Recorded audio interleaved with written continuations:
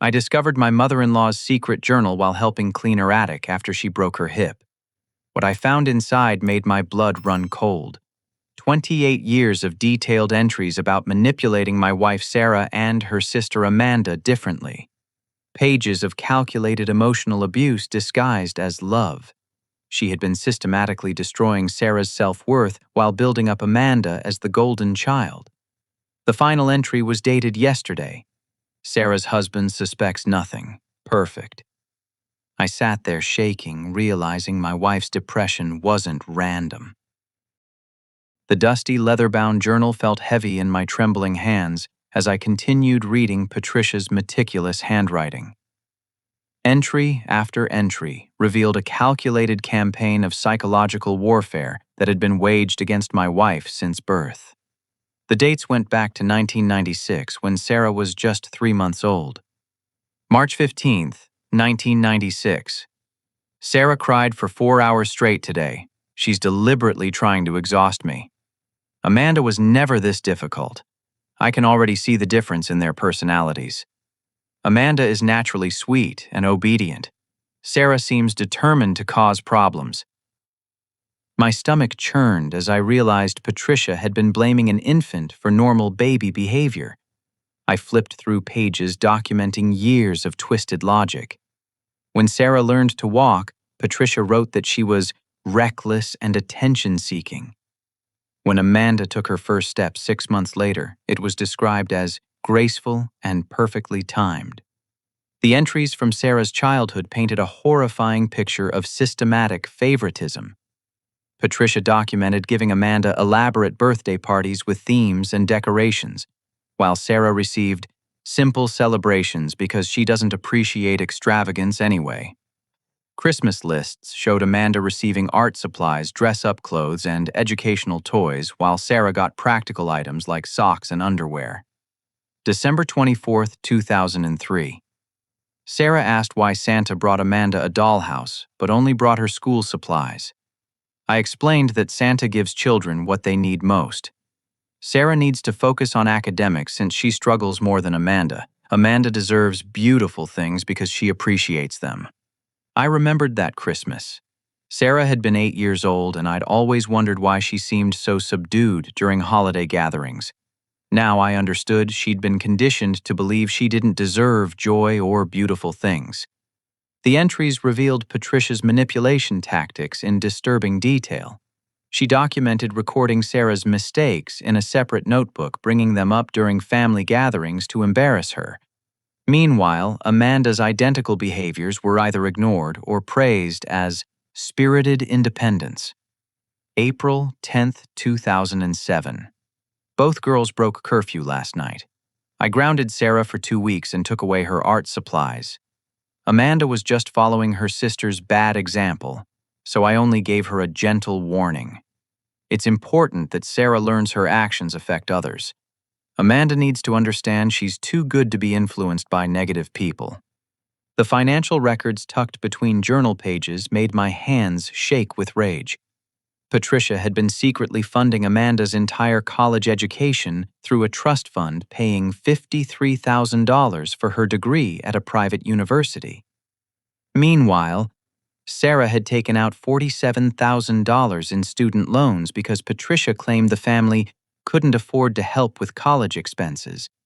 Bank statements showed regular transfers to Amanda's account labeled as gifts and emergency assistance, totaling over $80,000 in the past 5 years.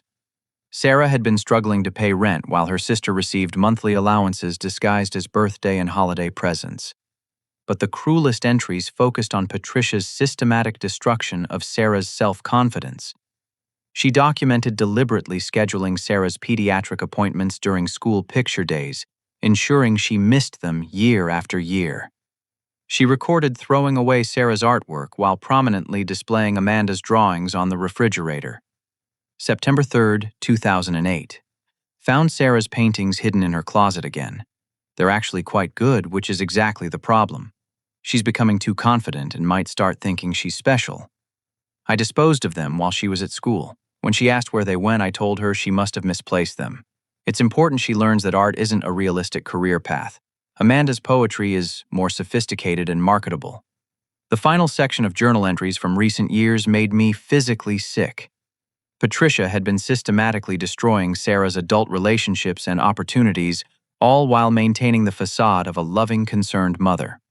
She documented calling Sarah's employers with concerns about her mental health that resulted in lost job opportunities.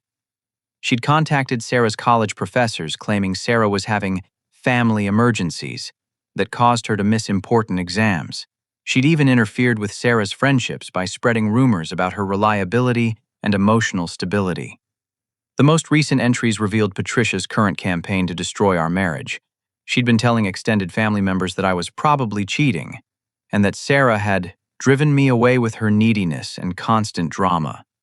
She was planting seeds of doubt while appearing supportive to Sarah's face, positioning herself as the caring mother who would be there to pick up the pieces when our marriage inevitably failed. January 8th, 2024. Irvin seems frustrated with Sarah's anxiety lately. Perfect timing to plant some seeds with cousin Jenny about marital problems.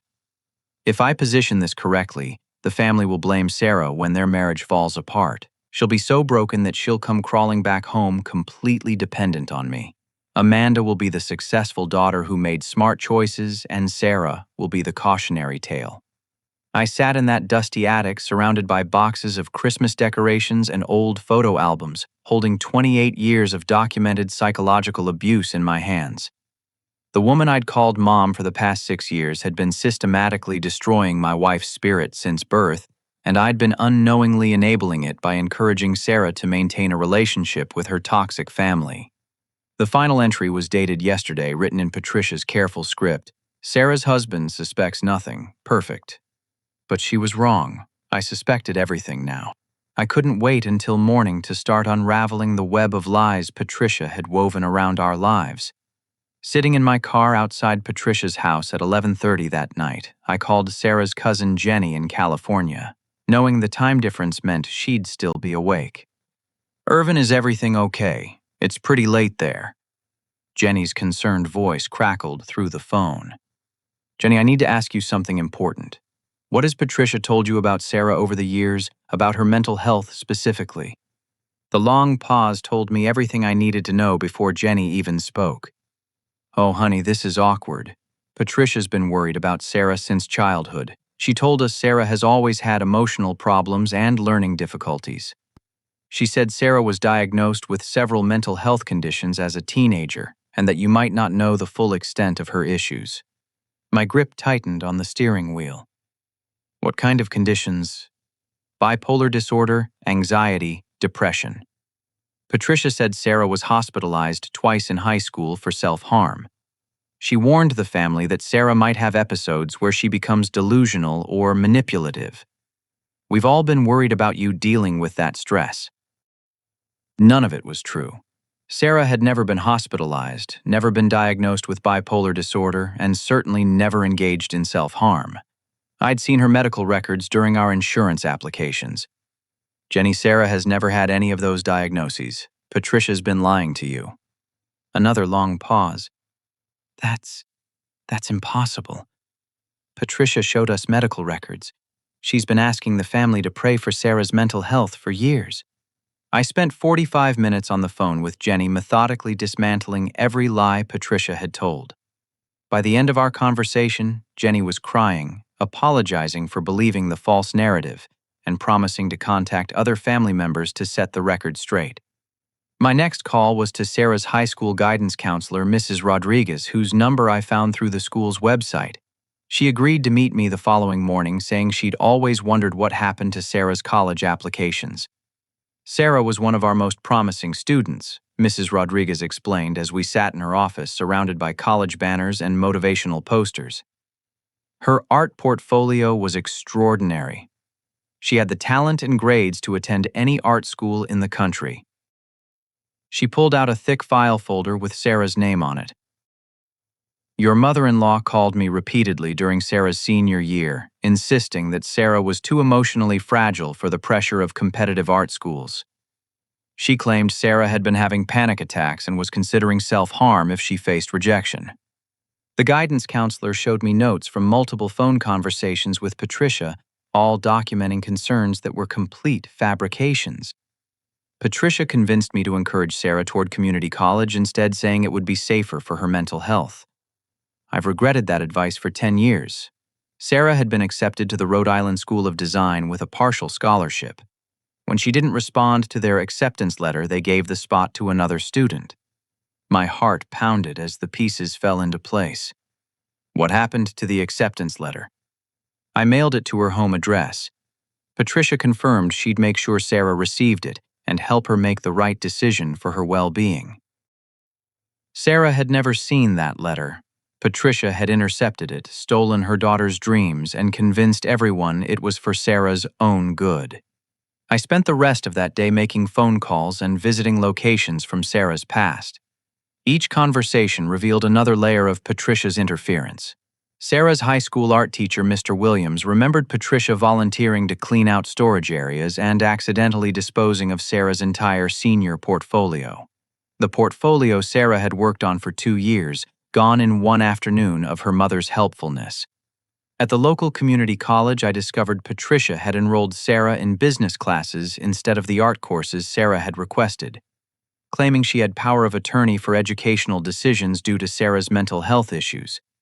Sarah had spent 2 years studying accounting and marketing, wondering why she felt so miserable and disconnected from her coursework. The most devastating discovery came when I visited Sarah's former workplace, the marketing firm where she'd been fired 3 years ago.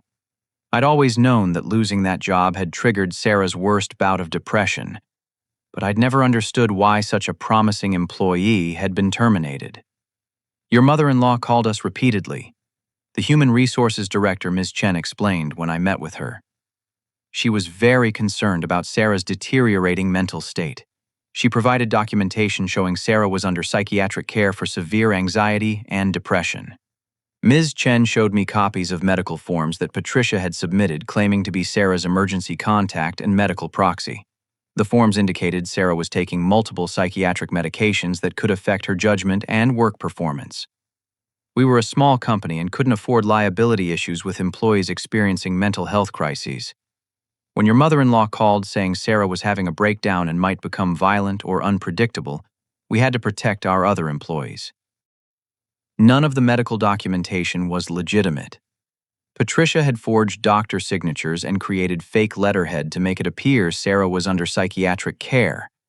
My wife had been fired based on completely fabricated mental health concerns.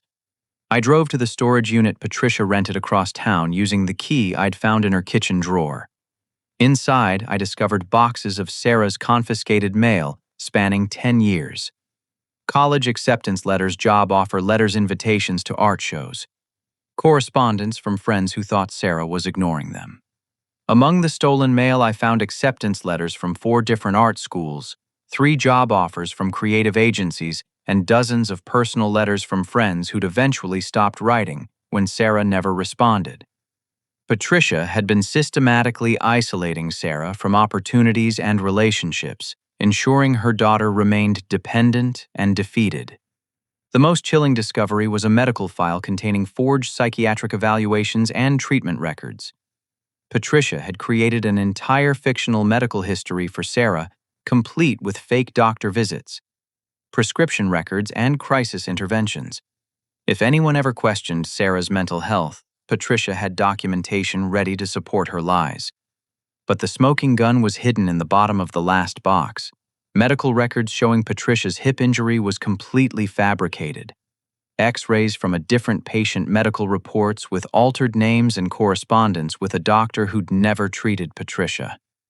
The entire injury was an elaborate performance designed to manipulate Sarah into providing care, while Patricia executed the final phase of her plan. I photographed everything, creating a digital archive of 28 years of systematic abuse and fraud.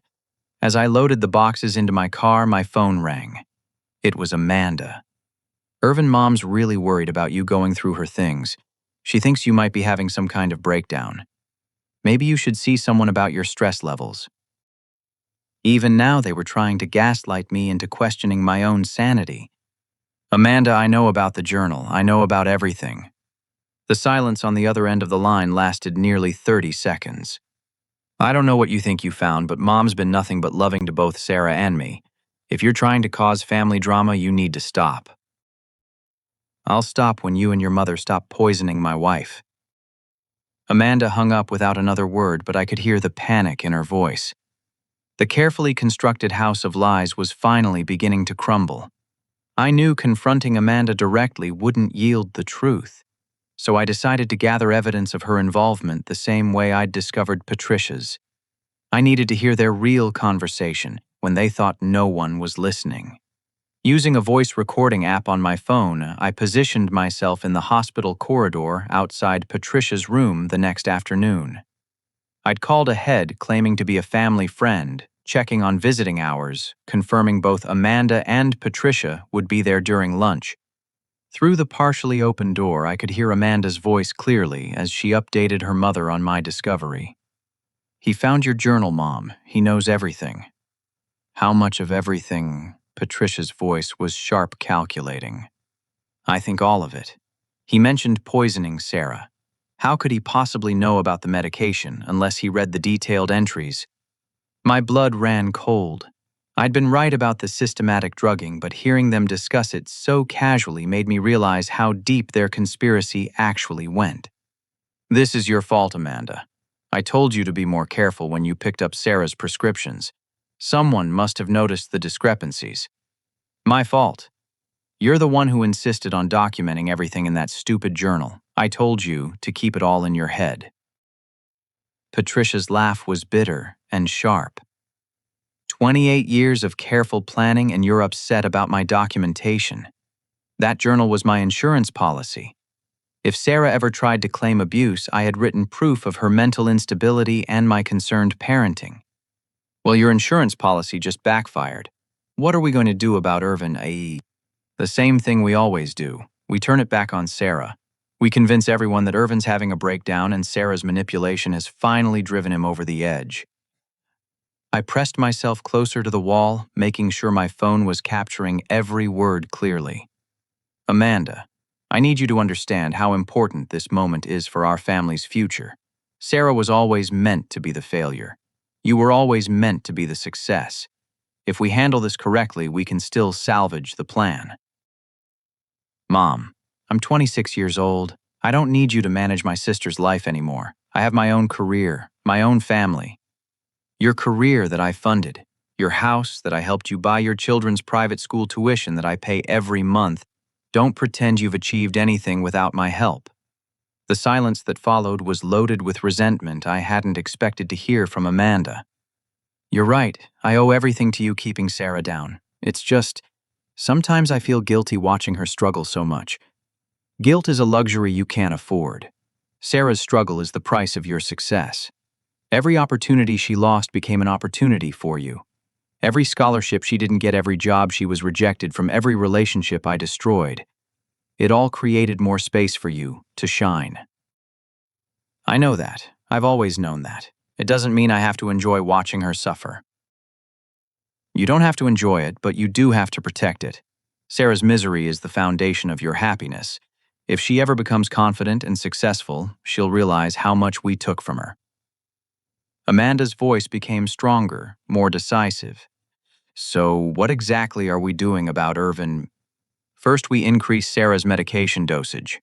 The stronger pills I got from Dr. Harrison will keep her too confused to trust Irvin's claims. Second, we convince the family that Irvin's become abusive and Sarah's too scared to admit it." How do we do that? Same way we've always done everything. We create evidence. You'll take photos of Sarah with bruises that we'll create using makeup. I'll document Irvin's threatening behavior toward me. We'll have Sarah committed for her own safety, and while she's locked away, we'll help Irvin realize he needs to start fresh with someone more stable. The plan was so methodical, so completely devoid of conscience, that I had to steady myself against the wall to keep from collapsing. What if Sarah remembers things differently once the medication wears off? That's why she'll never be off medication again. Once we have her committed, she'll be on supervised medication for the rest of her life. Mental health facilities don't question family concerns, especially when we have 28 years of documentation proving her instability. And Irvin will be grateful we saved him from a lifetime of dealing with Sarah's mental illness. Men always want the easier option. We'll introduce him to someone appropriate, someone who appreciates a hard-working man and doesn't drain him emotionally. Amanda laughed, and the sound made my skin crawl. You already have someone picked out, don't you? My neighbor's daughter Jessica is recently divorced, very attractive, and specifically interested in meeting Irvin. She's seen him working in our yard and asked about his availability. Once Sarah's out of the picture, nature will take its course. You've thought of everything. I always do. The only thing I didn't account for was Irvin's curiosity about that journal. But even that can work in our favor if we position it correctly. How? Irvin finding evidence of Sarah's mental health history proves he's finally ready to face reality about his wife's condition. We frame his discovery as the moment he realized he needed professional help dealing with Sarah's illness. My hands were shaking so badly I almost dropped the phone as I continued recording their conversation. Mom, what about the medication? How long have we been drugging her? 3 years consistently, but I've been supplementing her food and drinks with various mood stabilizers since high school. Nothing dangerous, just enough to keep her compliant and prevent her from developing too much confidence or ambition.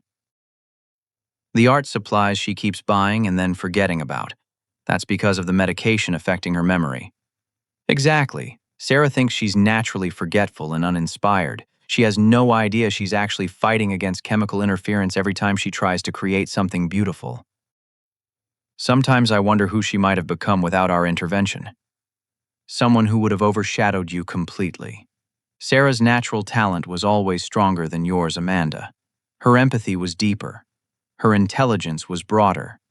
Her artistic vision was more sophisticated. If I hadn't carefully managed her potential, you would have spent your entire life feeling inadequate by comparison.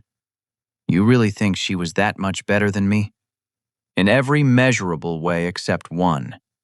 You were willing to participate in keeping her down.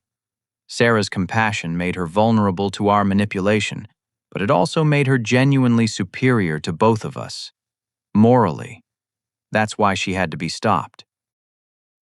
The conversation continued for another 20 minutes, covering details of forged medical records, manipulated family relationships, and future plans to keep Sarah permanently institutionalized. By the time they finished talking, I had over an hour of recorded evidence proving systematic abuse, fraud, and conspiracy. As I walked back to my car, Amanda's words echoed in my mind. Sometimes I wonder who she might have become without our intervention. I was about to find out, and I was going to make sure Patricia and Amanda faced consequences for stealing 28 years of my wife's life. The recording on my phone contained enough evidence to destroy both women legally and socially. But first I needed to save Sarah from the chemical prison they'd trapped her in for 3 years. I drove home with my mind racing, planning how to safely detox Sarah from whatever medications Patricia had been secretly administering. I couldn't just stop them abruptly without knowing what they were or how they might affect withdrawal. I needed to be smart about this. Sarah was in the kitchen when I arrived, standing at the counter with a confused expression, staring at a blank canvas she'd apparently set up and then forgotten about. Her coffee mug sat half-empty beside her, the same mug she used every morning, the same coffee I now knew was laced with psychiatric drugs. "Hey, babe," she said softly, her voice carrying that familiar hazy quality I'd grown accustomed to over the past 3 years. "I thought I wanted to paint something, but I can't remember what. Isn't that strange?" My heart broke, watching her struggle against the chemical fog that had been artificially imposed on her brilliant mind. "Maybe you just need some fresh coffee. That one looks cold." I took her mug and poured the contaminated coffee down the sink, making a fresh pot with beans I'd bought on my way home. For the first time in 3 years, Sarah would have clean coffee. "Irvin, do you think I'm losing my mind? I feel like I'm constantly starting projects and then abandoning them. I used to be so focused and creative, but lately everything feels fuzzy and distant." I wanted to tell her everything right then, to explain that her confusion was artificially induced and that she wasn't losing her mind. But I knew I needed to let the chemicals clear her system first, so she could process the truth with her full mental capacity. You've been under a lot of stress with your mom's injury and everything. Maybe your brain just needs some rest. Over the next 3 days, I carefully controlled everything Sarah consumed. I made all her meals, brought her coffee and water, and disposed of anything Patricia might have tampered with. I told Sarah I was trying a new routine of cooking together to strengthen our relationship, which was actually true in a way. The changes began subtly on day 2. Sarah woke up earlier than usual and seemed more alert during our morning conversation. Her responses were sharper, her questions more detailed. She started noticing things she hadn't paid attention to in months. The light in our bedroom is really beautiful in the mornings. When did we get those new curtains? We'd had those curtains for 2 years. By day 3, the transformation was dramatic. Sarah spent 4 hours organizing her art supplies, creating detailed lists of projects she wanted to start, and planning a color scheme for our living room that was sophisticated and inspired. Her natural personality was emerging from the chemical suppression like a flower blooming in fast forward. Whenever I feel like I'm waking up from the longest, strangest dream, everything seems clearer and more vivid than it has in years. Is that normal? I decided it was time to begin the conversation we needed to have. Sarah, what's the earliest memory you have of feeling confident about your art? She paused, considering the question more carefully than she'd considered anything in months. I remember being maybe 7 or 8 painting landscapes in the backyard. I felt like I could capture the exact color of summer light filtering through leaves. I was so proud of those paintings. What happened to them? Mom said they were cluttering up the house. She put them somewhere safe, but I never saw them again. Sarah's expression shifted as she spoke, like she was seeing the memory from a new angle. Actually, that's strange. Mom always displayed Amanda's artwork, but mine disappeared pretty regularly. What else do you remember about your childhood art? Sarah was quiet for a long time, and I could almost see her mind working through decades of suppressed memories. My high school art teacher, Mr. Williams, used to stay after class to work with me on advanced techniques. He said I had a natural understanding of composition that couldn't be taught, but Mom always seemed irritated when I mentioned his encouragement. Why do you think she was irritated? She said art teachers told all their students they were special to boost confidence, but that I shouldn't get unrealistic ideas about my abilities. Sarah paused, her brow furrowing. But I remember my paintings from that time period. They were actually quite good, weren't they? Do you have any of them? I thought I did, but every time I looked for them, they seemed to have vanished. Mom said I probably gave them away and forgot, or that they were damaged in storage. As Sarah's mental clarity returned, she began questioning details she'd accepted without thought for years. She remembered art supplies disappearing, portfolio pieces going missing, and college acceptance letters that never arrived despite her applications being submitted. Irv and I applied to 6 art schools during senior year. I never heard back from any of them. At the time, I figured that meant I wasn't good enough, but now I'm wondering if something else happened. What do you think might have happened? Mom handled all my mail that year because she said I was too stressed to deal with rejection letters. She promised to share any acceptance letters and help me make the best decision. Sarah's voice grew stronger as she continued. But what if there were acceptance letters? What if Mom intercepted them because she didn't want me to leave home? The next breakthrough came when Sarah found a box of art supplies in our closet that she didn't remember buying. These are expensive materials, professional quality brushes and paints. Why would I buy all this and then forget about it? She examined the supplies with growing excitement. Irvin, I think I want to paint something. Right now. I have this incredible urge to create. I watched my wife set up a canvas and begin mixing colors with confidence and skill that seemed to surprise even her. Her movements were fluid and purposeful, like muscle memory returning after a long absence. This feels so natural, like I'm remembering how to speak a language I've always known. She began sketching with quick, assured strokes. Why does this feel familiar and foreign at the same time?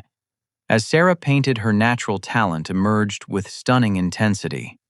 The image taking shape on her canvas was sophisticated and emotionally complex. a self-portrait that seemed to capture years of suppressed creativity and pain. "I can see myself clearly for the first time in so long," she murmured as she worked. "It's like I've been looking at myself through frosted glass and suddenly the glass is transparent." The painting she created over the next 6 hours was extraordinary. It showed a woman emerging from shadows, her features becoming more defined and vibrant as they moved into light. The technique was masterful, the emotional impact profound.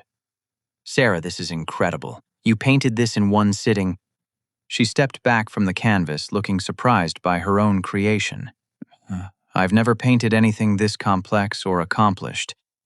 Where did this come from?" "I think it came from you, the real you." That night, Sarah found a folder of her high school artwork hidden in our bedroom closet. As she looked through drawings and paintings from 10 years ago, tears began streaming down her face. "These are good, Irvin, really good. How did I forget that I could create beautiful things?" She held up a watercolor landscape that captured light and shadow with remarkable skill. "Why have I spent the last 3 years thinking I had no artistic ability? What changed 3 years ago?" Sarah considered the question, her newly clear mind working through the timeline. "That's when Mom started coming over more often, being more involved in my daily life. She said she was worried about my depression and wanted to help me feel better." Sarah paused, studying her own artwork with growing recognition. "But I wasn't depressed before she started helping me. I was actually excited about my art-making plans to take classes and maybe sell some pieces." "What happened to those plans?" "I lost interest, or I thought I did. Every time I tried to paint or draw, I felt confused and uninspired.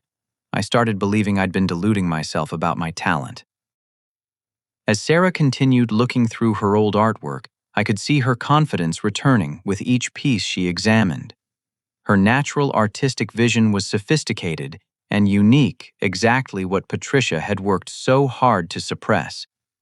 "Irvin, I think something very wrong has been happening in our lives. I think my mother has been lying to me about who I am and what I'm capable of."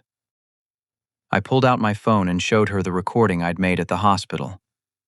"Sarah, I need you to listen to this. But first I want you to know that everything you're feeling and remembering is real. You're not losing your mind. You're finding it." As the recording played, I watched my wife's face transform from confusion to horror, to rage, to determination. By the end, she was sitting up straighter, her eyes blazing with an intensity I hadn't seen in 3 years. "They've been drugging me, systematically, for 3 years." Her voice was steady and strong. "And Amanda knew about it. She participated in it." "I'm sorry, Sarah. I should have realized something was wrong sooner."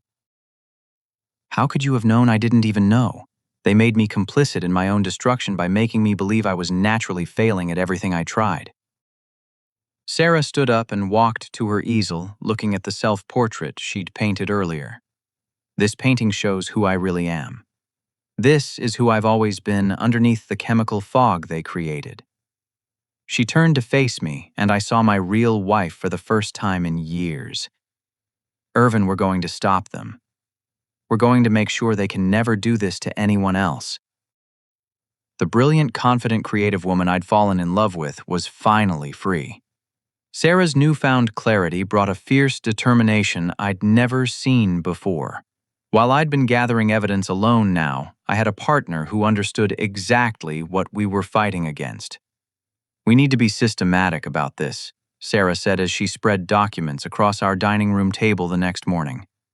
"If we're going to destroy their ability to hurt anyone else, we need ironclad evidence that can't be dismissed or explained away." I contacted David Martinez, a lawyer specializing in cases of elder abuse and psychological manipulation that my research had uncovered. When I explained our situation over the phone, he agreed to meet us immediately. "What you're describing constitutes multiple felonies," David explained as he reviewed Patricia's journal and my recordings. "Administering medication without consent is poisoning. Forging medical documents is fraud. Intercepting mail is a federal crime. creating false psychiatric records could be considered attempted kidnapping if the goal was involuntary commitment. Sarah sat quietly as David outlined the legal implications, but I could see her mind working through everything we'd discovered. "How strong is our case?" she asked. "With this evidence very strong, but we'll need additional proof that the medication administration actually happened. Medical tests showing drugs in Sarah's system that she wasn't prescribed, evidence of where the medications came from, and documentation of the physical and psychological effects." "I kept all my medical records," Sarah said. "I can prove I was never prescribed psychiatric medications, and I'm willing to take any tests needed to show what's currently in my system." David nodded approvingly. "We'll also need to document the financial fraud and prove Patricia has been stealing opportunities from you for years. The more comprehensive our evidence, the stronger our case." Over the next week, Sarah and I worked together to build an unassailable legal foundation. We contacted everyone Patricia had lied to over the years, collecting statements from family members, teachers, employers, and medical professionals who'd been manipulated into believing Sarah had mental health issues. Sarah's high school art teacher, Mr. Williams, was devastated when we explained what had really happened to her portfolio and college applications. "Sarah was the most talented student I taught in 35 years, he said as he signed an affidavit describing Patricia's interference. "I kept copies of some of her work because I knew she'd want them someday. I never understood why she stopped creating art after graduation." He brought out a folder of Sarah's paintings and drawings from high school pieces that Patricia had claimed were lost or damaged. Seeing her own work again brought tears to Sarah's eyes and fury to her voice. "She stole 18 years of my artistic development," Sarah said as we drove home from Mr. Williams' house. 18 years when I could have been growing and learning and creating beautiful things. We contacted Dr. Harrison, the physician whose signature Patricia had forged on fake psychiatric evaluations. When we explained the situation, he was horrified and immediately agreed to provide testimony about the fraudulent documents. "This is medical identity theft," Dr. Harrison explained. "Using my credentials to create false psychiatric records is incredibly serious.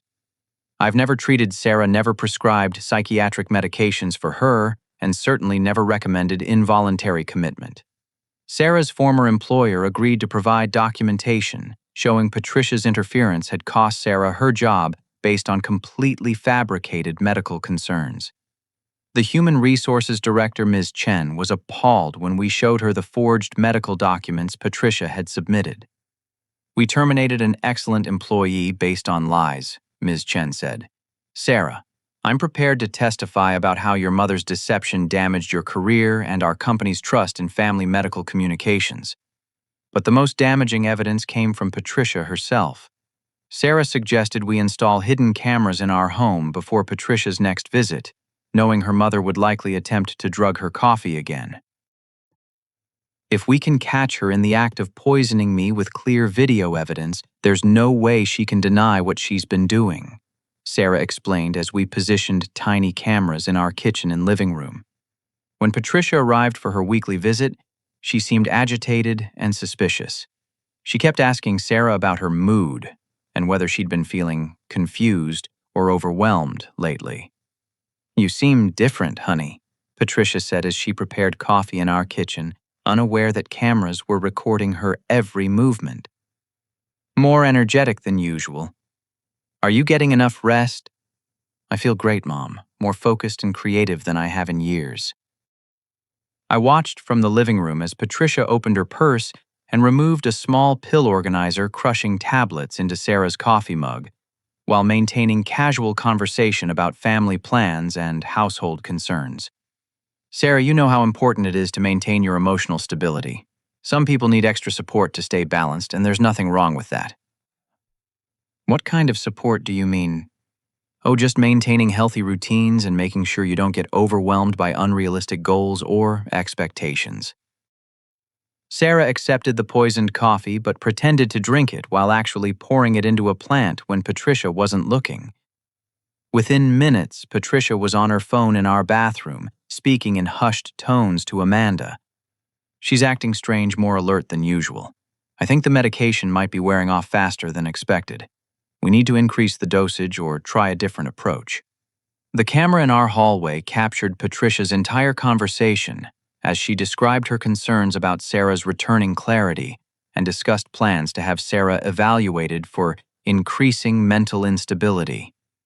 Amanda, if Sarah starts remembering things or questioning our explanations, we could lose control of the entire situation.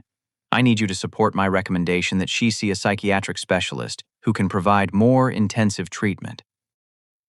When Patricia hung up, she returned to the living room and suggested that Sarah might benefit from professional counseling. Honey, I've been worried about your mood swings and memory issues. I think it might be time to talk to someone about medication that could help you feel more stable. Sarah played her part, perfectly expressing confusion about her recent clarity and agreeing to consider psychiatric evaluation if her mother thought it was necessary. After Patricia left, we reviewed the camera footage with David Martinez. The evidence was crystal clear, Patricia administering unknown substances to Sarah's coffee, discussing medication management with Amanda, and planning to have Sarah committed based on fabricated mental health concerns. This is exactly what we needed, David explained. Visual evidence of the poisoning, audio evidence of the conspiracy, and clear intent to commit fraud through false psychiatric evaluation. But Sarah had one more idea for gathering evidence. I want to confront them directly with cameras recording and get them to admit everything on tape. If they think they've won, they might confess their entire plan. That's dangerous, I warned. If they realize we know everything, they might escalate their attacks. They're already planning to have me committed. How much more escalated can it get? Sarah's confidence was growing stronger every day as her system cleared of Patricia's drugs. Besides, I want them to know that I know. I want them to understand exactly how much they underestimated me. We spent 2 more days preparing for a final confrontation that would either give us definitive proof of their crimes or force them to abandon their plan entirely. Either way, Sarah was ready to reclaim control of her life.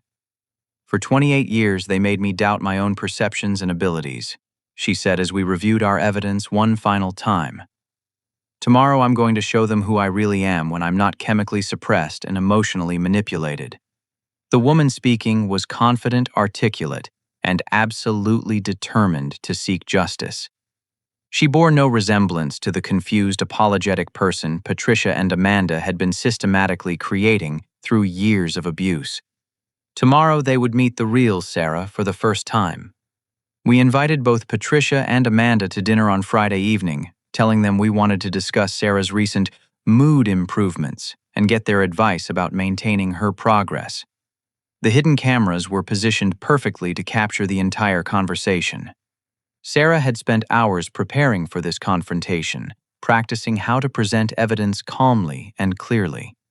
She'd painted another self-portrait that morning, this one showing a woman breaking free from chains, and positioned it prominently in our living room where both women would see it immediately. Patricia arrived first, moving easily despite her supposedly injured hip.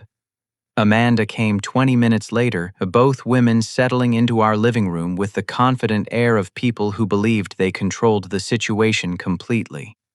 "Sarah, you look wonderful," Patricia said, studying her daughter's face carefully. "Much more energetic than you've been lately. Are you feeling more like yourself?" "Actually, Mom, I'm feeling more like myself than I have in years. It's interesting how much clarity I have when my mind isn't clouded by confusion." Amanda glanced at the new painting, her expression shifting slightly. "You've been doing art again. That's unexpected." "Why is it unexpected?" Sarah's voice was calm but pointed. "I've always been artistic.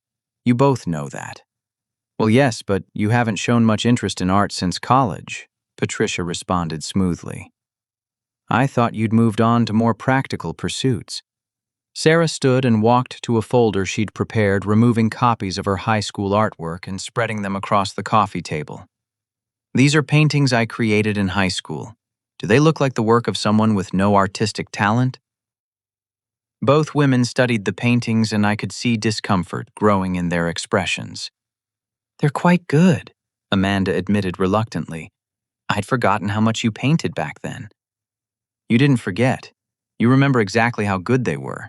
That's why you and Mom work so hard to make me stop creating. Patricia's posture stiffened. Sarah, I don't know what you're implying, but I've always supported your interests. Have you? Sarah retrieved Patricia's journal from the desk drawer and placed it on the table. This is your journal. Mom. 28 years of documented manipulation and abuse. Would you like me to read some entries aloud? The color drained from Patricia's face as she recognized her own handwriting. Where did you find that? In your attic, where you've been hiding the evidence of your systematic destruction of my life.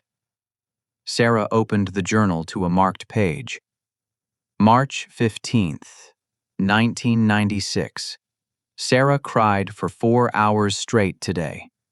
She's deliberately trying to exhaust me. Amanda started to speak, but Sarah continued reading. December 24th, 2003. Sarah asked why Santa brought Amanda a dollhouse but only brought her school supplies. I explained that Santa gives children what they need most. Sarah, you're taking those entries out of context, Patricia said, but her voice was shaking.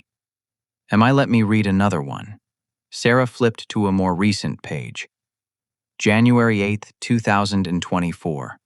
If I position this correctly, the family will blame Sarah when their marriage falls apart.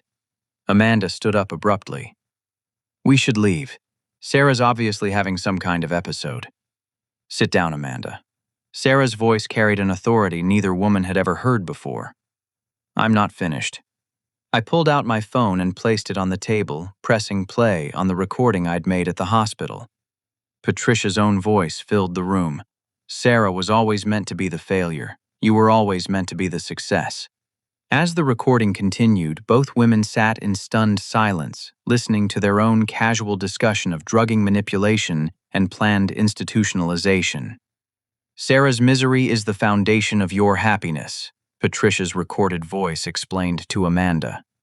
When the recording ended, Sarah leaned forward looking directly at both women. For 3 years, you've been putting psychiatric medication in my coffee every morning. You've stolen my mail, sabotaged my relationships, destroyed my artwork, and convinced everyone that I'm mentally ill. That's not. We were trying to help you, Patricia stammered. Help me. You forged medical records to get me fired. You intercepted college acceptance letters. You've been systematically destroying my life since I was born. Amanda found her voice. Sarah, you're blowing this out of proportion. Mom was concerned about your mental health. My mental health? Sarah's laugh was sharp and bitter. I didn't have mental health issues until you started drugging me. Every symptom, every bout of confusion, every moment of depression was chemically induced. I stood and retrieved the medical test results we'd received that morning. These are Sarah's current blood test results showing elevated levels of 3 different psychiatric medications she was never prescribed. We also have video evidence of Patricia administering these drugs to Sarah's coffee. I played the footage from our kitchen cameras showing Patricia clearly crushing pills into Sarah's mug while discussing medication management on the phone. Both women watched their crimes being documented in high definition, their faces growing pale as they realized the extent of evidence against them. Mom, what were you thinking? Amanda whispered. This is actual poisoning. I was thinking about protecting our family's future, Patricia snapped. Sarah was always going to drag everyone down with her neediness and unrealistic expectations. Unrealistic expectations. Sarah's voice rose for the first time. Like expecting my mother to love me without conditions. Like expecting to pursue my artistic talents without sabotage. Like expecting my sister to support rather than betray me. You don't understand the sacrifices I made to give you girls opportunities, Patricia said desperately. You didn't give me opportunities. You stole them. You gave them to Amanda instead. Sarah picked up documentation of Patricia's financial favoritism. $80,000 in secret payments to Amanda while I struggled with student loans. College tuition for Amanda while I was told the family couldn't afford educational expenses. Amanda was crying now, but Sarah showed no sympathy. You knew about everything, Amanda. You participated willingly. You helped Mom convince everyone that I was unstable so you could continue benefiting from her favoritism. I didn't know about the medication, Amanda protested. Yes, you did. I played another recording from the hospital conversation. Your exact words were, "How long have we been drugging her? You've known for 3 years that your mother was poisoning me."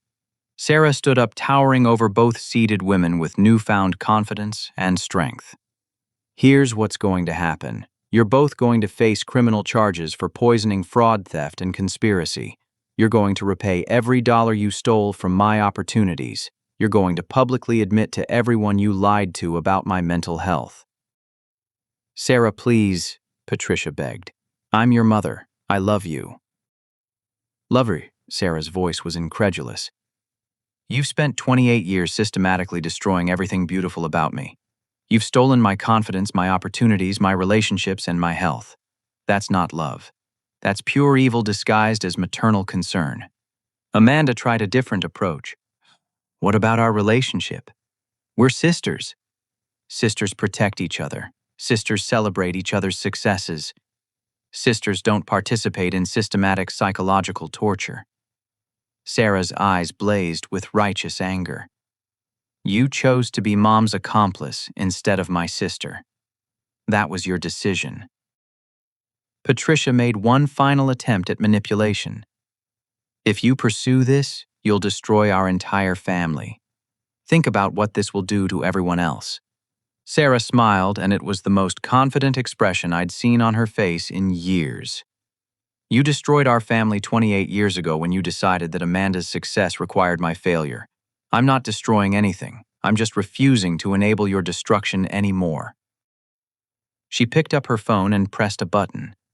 "Everything we've discussed tonight has been live-streamed to a private group, including our lawyer, several family members, and the local police department. They've witnessed your admissions and threats in real time." Both women stared at the phone in horror as they realized their conversation had been broadcast to witnesses. "You've been exposed completely," Sarah continued. "Your threats, your admissions of guilt, your continued attempts to manipulate and gaslight me. It's all been documented and witnessed." The sound of sirens in the distance confirmed that law enforcement was already responding to the live-streamed evidence. Patricia and Amanda looked at each other with growing panic as they realized they were trapped with no way to deny or escape the consequences of their 28-year conspiracy. Sarah stood calmly in the center of our living room, no longer the confused, apologetic victim they had created. She was brilliant, strong, confident, and absolutely determined to ensure they faced justice for their crimes. The real Sarah had finally emerged, and she was magnificent. The police arrived within 8 minutes of Sarah's live stream, having witnessed enough of the conversation to establish probable cause for immediate arrests. Detective Williams and Officer Santos entered our home with handcuffs and evidence bags, treating the situation with the seriousness it deserved. "Patricia Henderson and Amanda Chen, you're under arrest for conspiracy to commit fraud, administration of controlled substances without consent, forgery of medical documents, theft, and elder abuse," Detective Williams announced as both women were read their rights. Patricia attempted to claim the entire situation was a misunderstanding caused by Sarah's mental illness, but the recorded evidence and live-stream witnesses made her protests meaningless. "Ma'am, we have video evidence of you administering unknown substances to your daughter's beverages, audio recordings of you discussing systematic manipulation and medical documentation, proving fraud," Officer Santos explained. "Your daughter's mental health is not in question here. Your criminal behavior is." Amanda broke down completely as she was handcuffed, sobbing apologies that Sarah ignored entirely. "I'm sorry, Sarah. I never wanted it to go this far. I was just scared of losing Mom's support." "You had 28 years to choose differently," Sarah replied calmly. "Fear doesn't excuse participating in systematic abuse." As both women were escorted from our home, family members who had watched the live stream began calling to express their shock and support. Cousin Jenny called first, crying as she apologized for believing Patricia's lies about Sarah's mental health. "We had no idea she was fabricating everything," Jenny sobbed over the phone. "The family wants you to know we support you completely, and we're horrified by what Patricia did to you." Over the following weeks, the legal proceedings moved swiftly due to the overwhelming evidence Sarah and I had gathered. Patricia and Amanda both faced multiple felony charges, with prosecutors describing their case as one of the most systematic examples of family psychological abuse they had encountered. Patricia was sentenced to 6 years in prison for poisoning, fraud, theft, and conspiracy charges. The judge specifically noted the calculated nature of her 28-year campaign against Sarah, describing it as unprecedented systematic psychological torture, disguised as maternal care. Amanda received 3 years in prison and 5 years of probation for her role in the conspiracy. Her children were temporarily placed with their father's family, while she served her sentence, a consequence that finally forced her to confront the real cost of her choices. The financial restitution ordered by the court totaled $143,000, covering Sarah's stolen educational opportunities, lost wages, medical expenses, and punitive damages. Patricia's assets were liquidated to begin repayment, with Amanda's future earnings garnished to complete the debt. But the legal victory, satisfying as it was, represented only the beginning of Sarah's transformation. With her system completely clear of Patricia's drugs and her confidence restored, Sarah enrolled in art school at 28, pursuing the dreams that had been stolen from her a decade earlier. Her portfolio for admission included both her high school work and the powerful self-portraits she'd painted during her recovery. The admissions committee was so impressed, they offered her a partial scholarship and advanced placement in several courses. "Your work shows extraordinary emotional depth and technical skill," Professor Martinez told Sarah during her first week of classes. "There's a maturity and complexity in your artistic vision that usually takes years to develop." Sarah thrived in the academic environment she'd been denied, earning recognition from professors and peers who had no idea about her background of systematic suppression. Her paintings became increasingly sophisticated and powerful, with themes exploring liberation, identity, and the resilience of the human spirit. Within 6 months, Sarah's work was featured in a group exhibition at the University Gallery. The centerpiece was a large canvas titled Emergence, showing a figure breaking free from layers of shadow and constraint, painted with technical mastery and emotional intensity that left viewers speechless. The artist demonstrates remarkable ability to transform personal trauma into universal themes of hope and liberation, the exhibition catalog noted. Her work speaks to anyone who has struggled to find their authentic voice after years of suppression. Local art critics praised Sarah's debut, with one reviewer writing, "Henderson's paintings capture the specific pain of psychological manipulation, while offering profound insight into the process of reclaiming one's identity." This is mature, sophisticated work from an artist who has clearly found her authentic voice. As Sarah's artistic career flourished, our marriage transformed into something deeper and stronger than either of us had imagined possible. The confused, apologetic woman I'd been trying to help was revealed to be a brilliant, confident artist who had been chemically and emotionally imprisoned for years. "I feel like I'm meeting you for the first time," Sarah told me as we walked through her first solo exhibition 6 months after Patricia's arrest. "The person I was during those 3 years wasn't really me. She was an artificially created version designed to be dependent and defeated." "Who are you really?" I asked, though I was beginning to understand the answer. "I'm someone who creates beautiful things. I'm someone who asks difficult questions and refuses to accept easy answers. I'm someone who fights back when people try to diminish me." She paused in front of her latest painting, a vibrant landscape that seemed to glow with inner light. "I'm someone who was always here, waiting for the chance to emerge." Sarah established the Emergence Foundation 6 months after completing her first year of art school, creating a nonprofit organization dedicated to helping other victims of family psychological abuse.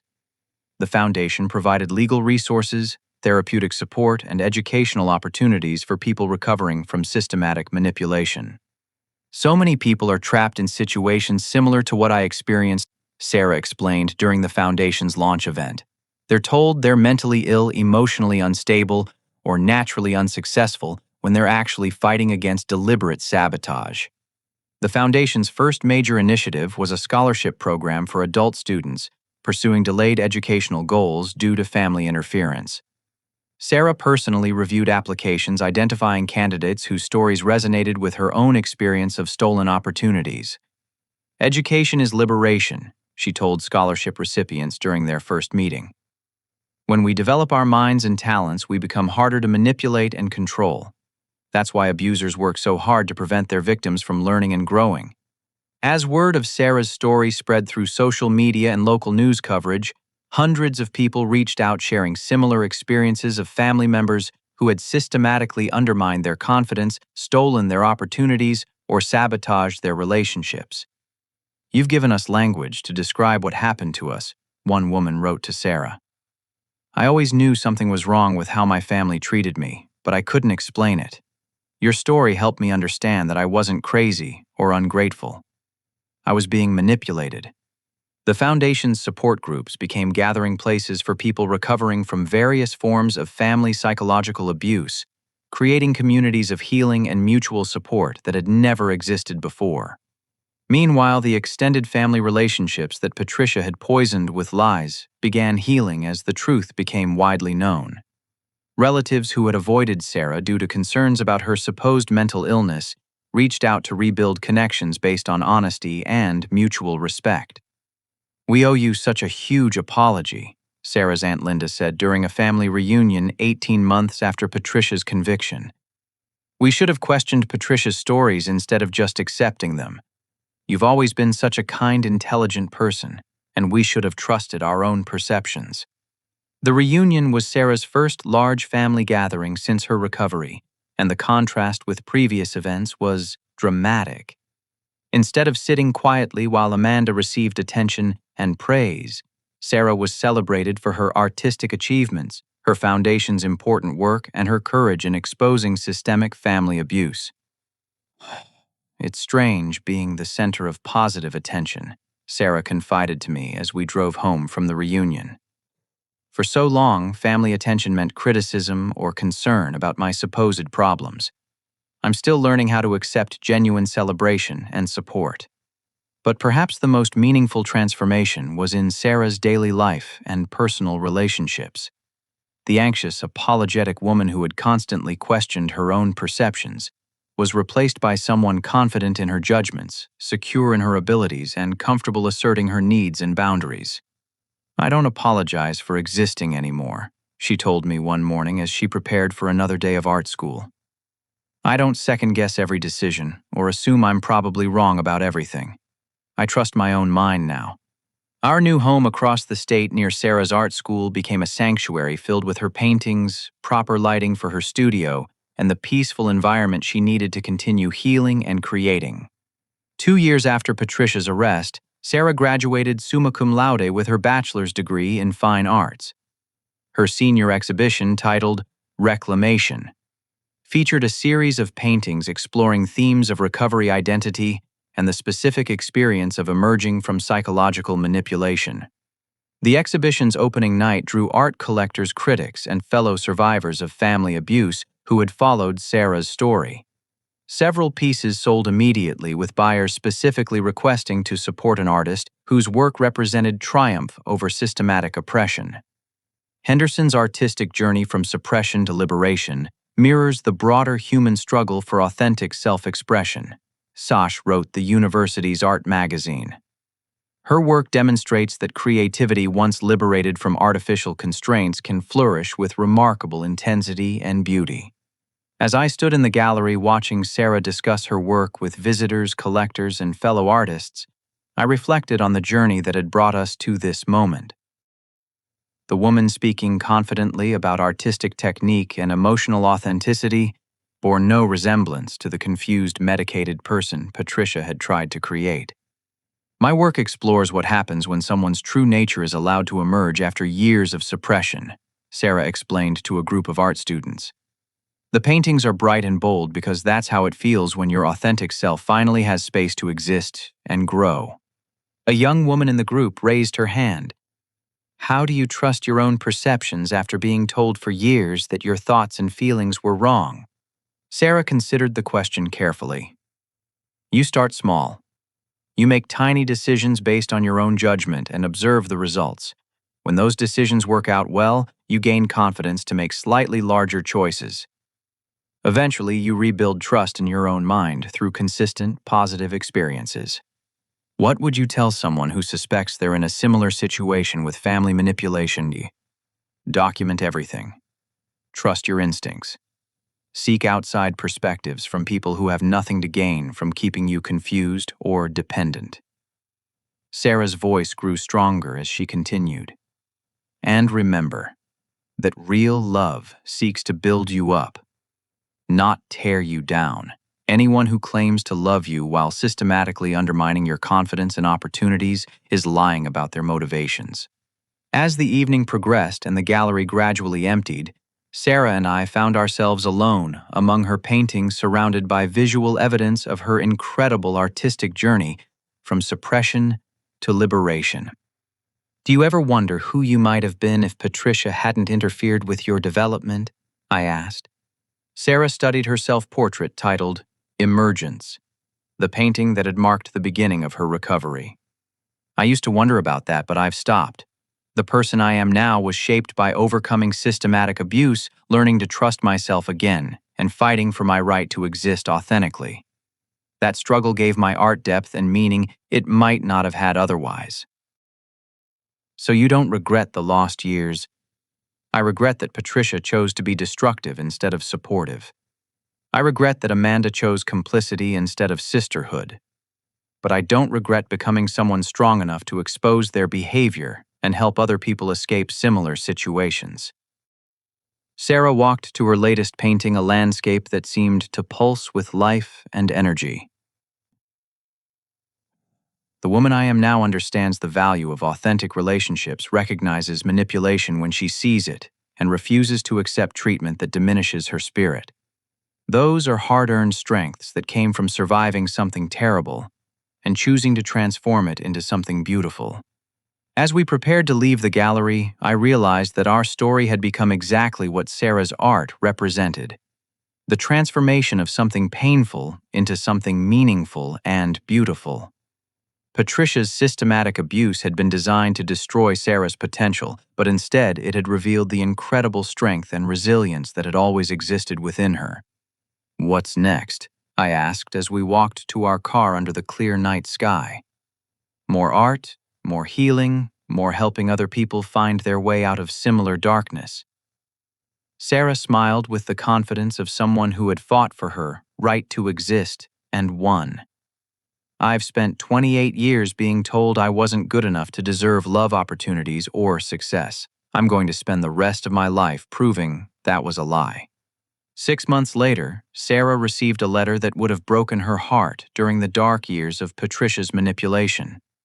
It was from Amanda, written from prison, expressing genuine remorse and taking full responsibility for her choices. "I know I can never undo the damage I helped cause," Amanda wrote. "But watching your success from prison has shown me who you always were underneath Mom's manipulation. You were always the stronger, more talented, more compassionate person. I was just too scared and selfish to admit it." Sarah read the letter once and filed it away without responding. "Do you think you'll ever forgive her?" I asked. "Forgiveness is about my healing, not her comfort," Sarah replied. "When I'm ready to forgive, it will be because it serves my own peace, not because she's earned it through suffering consequences." And Patricia chose to spend 28 years systematically destroying her own daughter's spirit. The fact that her plan ultimately failed doesn't minimize the evil of attempting it. Sarah's voice was calm but firm. Some actions are unforgivable, and that's okay. I don't have to forgive everyone who hurt me in order to heal and move forward. Today, 3 years after that night when I discovered Patricia's journal in her attic, Sarah and I live in a home filled with light art and the kind of love that builds people up instead of tearing them down. Sarah's paintings hang in galleries across 3 states. Her foundation has helped over 200 survivors of family psychological abuse. And our marriage has become a partnership between equals who celebrate each other's growth and success. The confused, apologetic woman Patricia tried to create no longer exists. In her place stands an artist advocate, educator, and survivor who transformed her pain into purpose and her suppression into strength. Sometimes love means protecting someone's truth even when powerful people are working to destroy it. Real family is created through choice, respect, and genuine care, not blood relations that bring only poison. And the human spirit, when finally given space to breathe and grow, can flourish with remarkable beauty and power. The light that Patricia tried so hard to extinguish is now shining brighter than ever, illuminating the path for others who are still finding their way out of the darkness. Have you ever had to choose between maintaining family peace and protecting someone you love from psychological manipulation? What do you think gives family members the right to interfere with someone's opportunities and dreams? How do we balance forgiveness with holding people accountable for systematic abuse? Thank you for listening to our story.